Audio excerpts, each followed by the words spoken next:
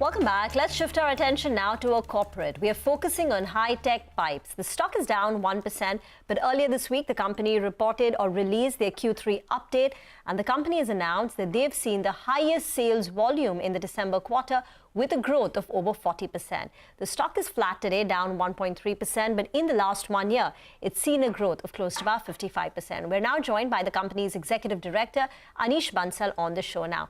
Anish, morning. This is Reema here, and thanks so much for joining in, and Happy New Year. You've started off on a strong note. Could you give us an indication now what the FY23 sales volume growth for the company will look like? Hi, Reema. Good morning. Happy New Year to you too. So basically, in Q3, we have done a volume of 92,000 tons. This was against a volume of 65,000 tons in Q3 FY21 volumes. This means a growth of 40%. This was primarily led by the strong demand from the infrastructure side, Jal Jeevan Mission, high-speed rail corridors, 5G telecom towers, solar energy, and so on.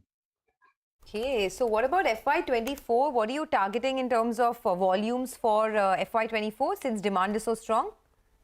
So FY24, our internal target is to take the volumes to 5 lakh tons, which will almost be 25% jump from our existing volumes. Okay. And FY23, what's the target? Close to 4 lakh tons. Close to 4 lakh tons. No. Okay, got it. Hi, Anish. Good morning and thanks for joining us. This is Pavitra. You also commissioned your facility in UP. So can you tell us, after the commissioning of that facility, what the total capacity stands at for value-added products?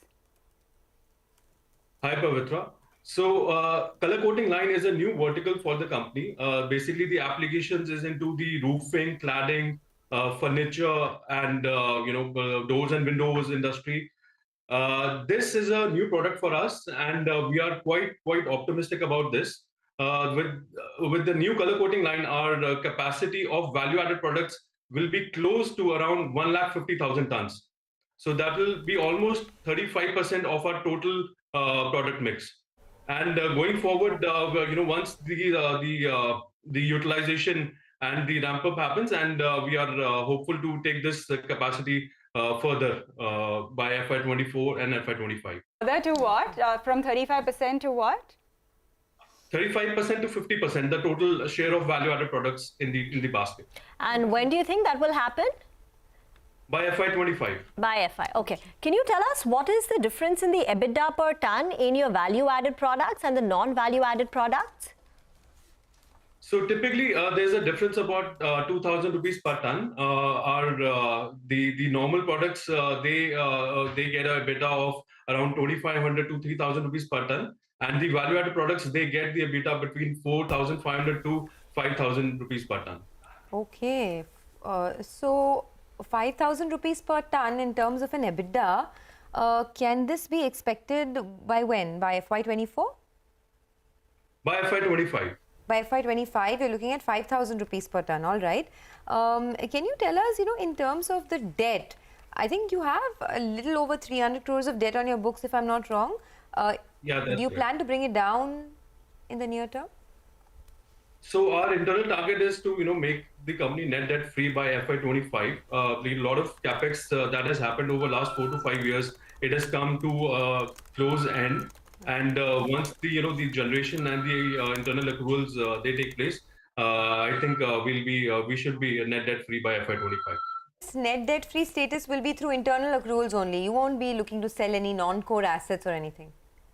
No, absolutely not. And recently, last month, company has done some equity infusion in the company by the promoters and non-promoters. That will also help us in bringing down this debt. Okay, got that. Anish, just a slightly broader question. Can you take us through how demand is really shaping up? Where are you seeing a bunch of it come from? Is there any slowdown in any sectors that you see right now? So what we have seen is, in last 7 to 8 months, the steel prices were constantly, they were going down. But in the month of December, the steel prices seem to have bottomed out.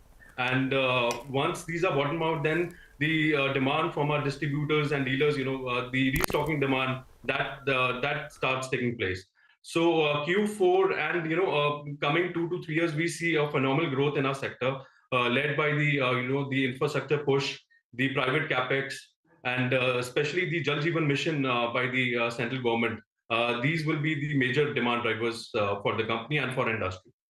So in FY24, if you achieve your sales volume target of 5 lakh tons, what will the top line of the company look like? Close to 3,000 crores. Okay, got Okay. that. And you said that private capex is also picking up and the Jal Jeevan mission is also looking good. So can you tell us what is the breakup?